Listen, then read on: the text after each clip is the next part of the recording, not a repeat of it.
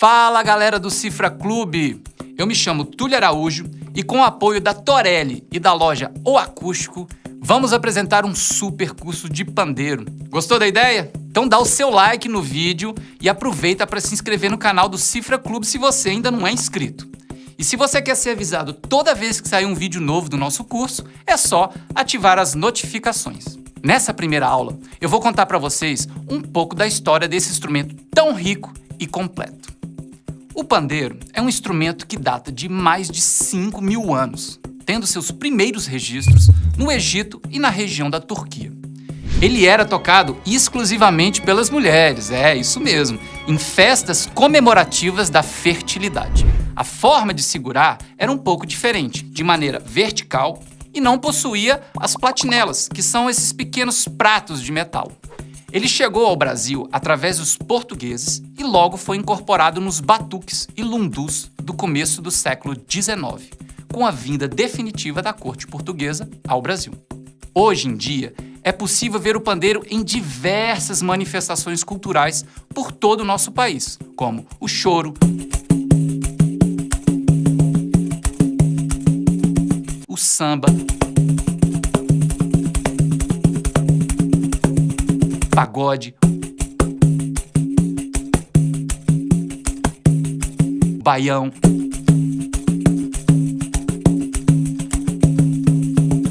o maracatu,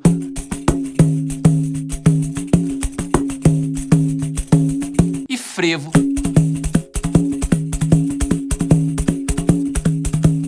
entre muitos e muitos outros estilos. O pandeiro pode ter entre 8 e 12 polegadas de diâmetro e ter a pele de couro, normalmente de cabra, ou sintética, normalmente de nylon. As platinelas geralmente são feitas de metais como alpaca, alumínio, cobre, bronze, inox ou latão. Quanto maior o diâmetro dele, mais pesado ele é. Mas normalmente o pandeiro de couro não passa das 10 polegadas, sendo o nylon mais usado em pandeiros de 11 e 12 polegadas. Agora deixa eu me apresentar melhor para você. Eu comecei a tocar esse tamborzinho há quase 20 anos, quando ainda tocando e praticando o violão, me deparei com o som do Jackson do pandeiro.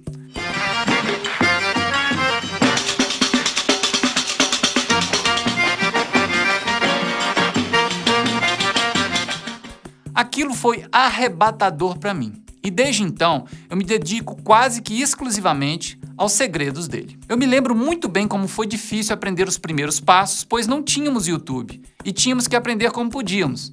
A forma como segurar, o posicionamento dos braços, a postura correta, tudo isso foram detalhes que fui aprendendo aos poucos e vou passar uns segredos importantes para você. Então vamos nessa? A primeira coisa que você precisa entender é que o pandeiro é um instrumento percussivo privilegiadíssimo, pois ele possui as 3 regiões de frequência necessárias para sintetizar praticamente qualquer som: o grave, o médio e o agudo. Diferente de um piano, por exemplo, que é um instrumento temperado, eu não consigo extrair notas exatas nele, mas eu consigo separar claramente quando eu quero tocar uma nota grave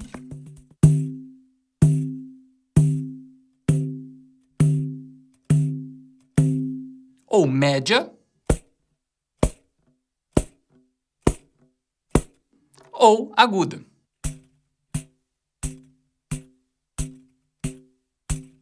O grave reside na parte mais externa do coro, onde conseguimos uma vibração maior dele. Já o agudo está na bordinha, fazendo com que somente as platinelas soem. E o médio reside no centro do coro. A forma de segurar o pandeiro é muito importante para mantê-lo sempre firme e na posição correta. Coloque a base dele na junção da mão e do início dos dedos, fechando a mão de forma firme, sem fazer muita força. O mais importante é criar esse tipo de apoio para que o pandeiro não caia. E a primeira coisa que você precisa aprender no pandeiro é a movimentá-lo numa rotação contínua dessa forma.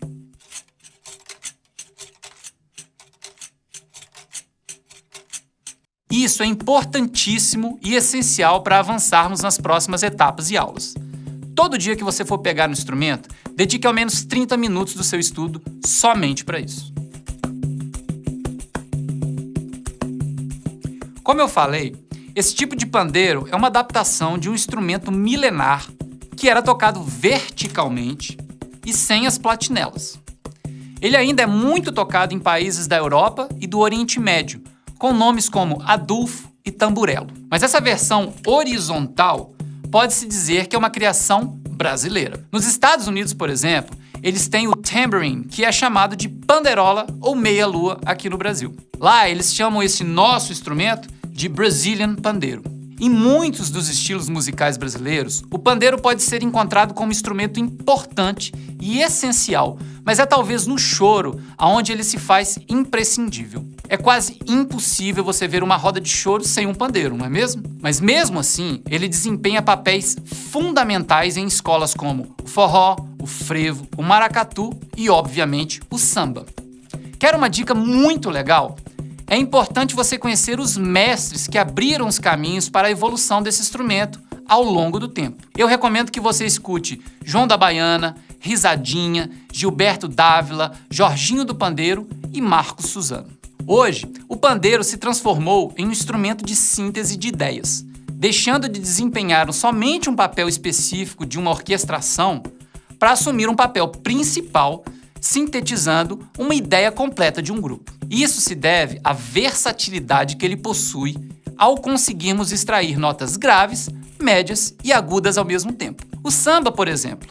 Se você ver um bloco de carnaval, vai logo perceber que existem ali surdos, tamborins, repiques e outros instrumentos, cada um com uma função de atingir uma sonoridade.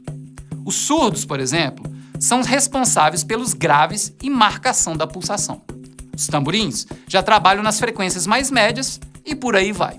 Quando a gente ouve tudo sendo tocado ao mesmo tempo, nossos ouvidos captam a junção disso tudo, produzindo uma sonoridade final. O pandeiro é um dos pouquíssimos instrumentos capazes de reproduzir essa sonoridade final. Olha só.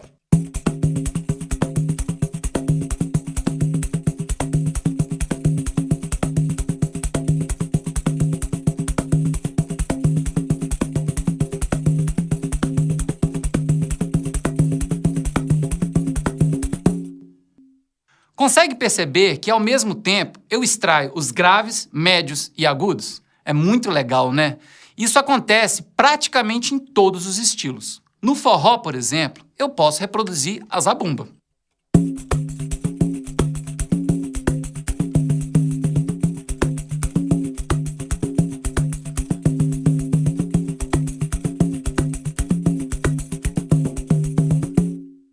E no maracatu, eu posso reproduzir as alfaias.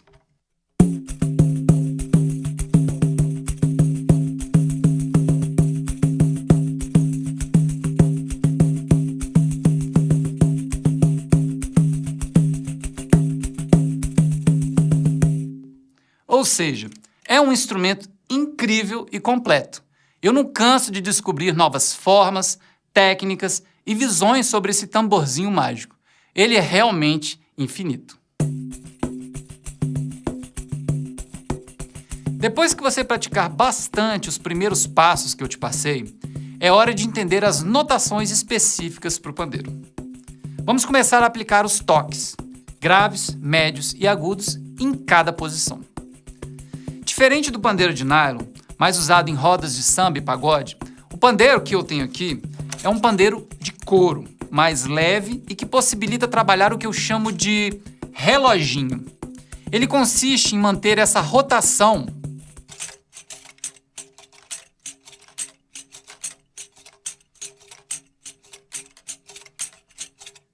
sempre acontecendo, sem parar, não importa o que aconteça. Isso nos obriga a nunca darmos um toque duplo, por exemplo. Ou seja, se eu acabei de dar um toque na parte de cima do pandeiro, necessariamente eu devo dar a próxima nota na parte de baixo do pandeiro. E depois em cima, e depois embaixo, e assim por diante. Eu nunca vou tocar duas ou mais notas seguidas em cima ou embaixo. Se eu toquei em cima, a próxima tem que ser embaixo. E assim por diante. Mas como assim, Túlio? Cima, baixo? Eu não estou entendendo. Calma, eu explico. A gente vai traçar uma linha imaginária no pandeiro que vai começar pelo meu braço e seguir pelo couro, como se eu tivesse uma continuação desse braço, possibilitando essa rotação.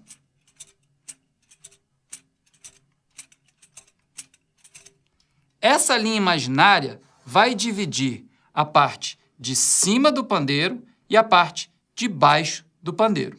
Depois disso, é importante separarmos a mão que toca o pandeiro, a partir de uma linha imaginária aqui, separando cima da mão com baixo da mão. A partir daí, o que eu considerar cima é a parte de cima da minha mão com a parte de cima do pandeiro. E a parte de baixo da minha mão com a parte de baixo do pandeiro. Lembre-se que o dedão faz parte da parte de baixo, por estar conectado aqui.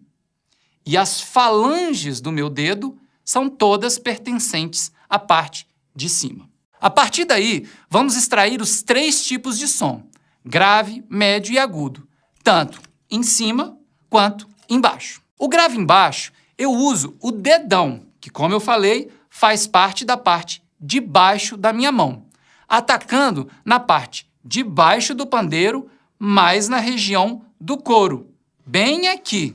E você vai extrair uma maior vibração dele, assim.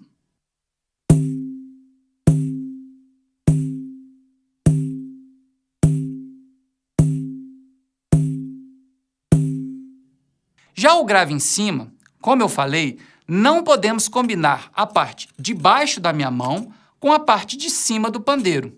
Isso me impossibilita de movimentar o dedão para atacar na parte de cima. Para isso, eu preciso espelhar o que acontece na parte de baixo para a parte de cima. E aí eu preciso simular o mesmo toque com a mesma intensidade do dedão, só que usando esses 2 dedos, o dedo médio e o anelar. Assim, ó.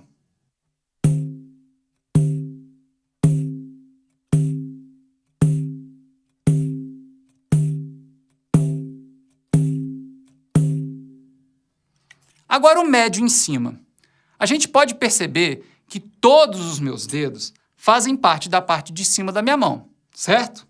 Então, obviamente, eu devo atacá-los na parte de cima do pandeiro de uma forma mais firme, mas sem força excessiva, para extrair uma frequência mais média, bem parecida com uma caixa de bateria.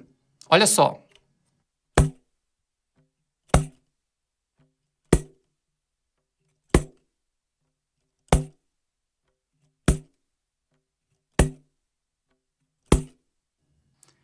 Já o médio embaixo, a gente precisa usar a mesma lógica dos graves, tentando achar uma forma de extrair esse mesmo timbre, mas na parte de baixo, usando a parte de baixo da minha mão, conectando com a parte de baixo do pandeiro. Para isso, a gente usa o dedão, que faz parte da parte de baixo da minha mão. Mas, diferentemente do grave, a gente vai atacar no centro do couro, deixando o dedão lá, sem deixar ele quicar, para evitar que o couro vibre e gere alguma frequência grave que a gente não quer. Repara só.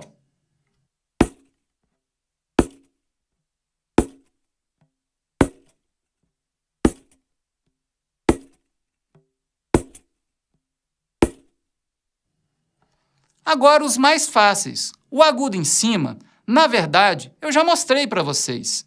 É a nota mais intuitiva e a mais fácil de se dar. Na parte de cima, usaremos as pontas dos meus dedos na borda do pandeiro. Assim, ó.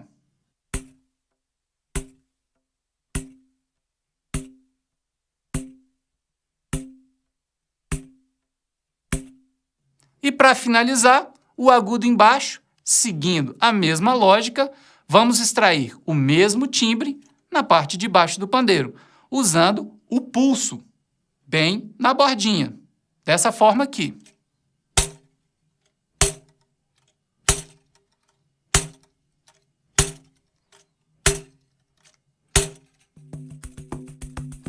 Então é isso. Essa foi minha primeira aula do nosso curso de pandeiro. E quem quiser conferir o trabalho que eu desenvolvo há quase 20 anos com esse pequeno tamborzinho aqui chamado pandeiro, é só acessar o meu site, tulioaraújo.com. Lá tem todas as minhas redes para você me seguir. Um abraço e até a próxima aula.